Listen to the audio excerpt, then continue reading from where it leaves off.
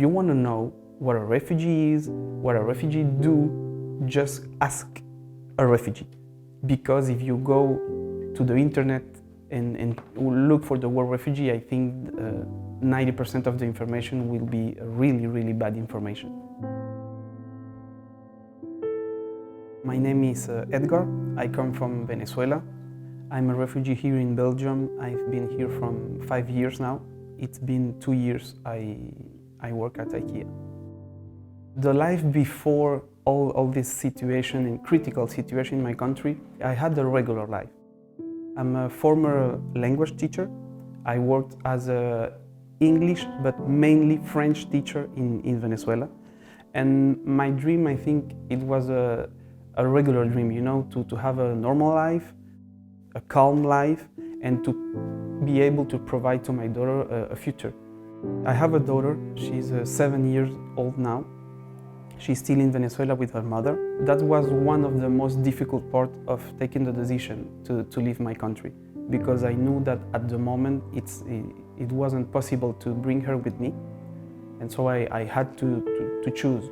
Either I stay in Venezuela and maybe lost my life, or leave my country to have a better life, to have the possibility to give her a better life, but with making the choice to leave her there. And it's at that moment I choose and decide to leave the country. If I had the chance to say something to people that have misinformation and that bad image from refugee, I think the most important thing is to know that we are not looking for charity. We are just looking for opportunities. We have a purpose, we have a plan. We just want to get back a normal life. That's it, because the most of us had a normal life. We had works, we had diplomas. A refugee is not just a person that came here to steal anything. No, we can also bring many things. It's a win-win relationship.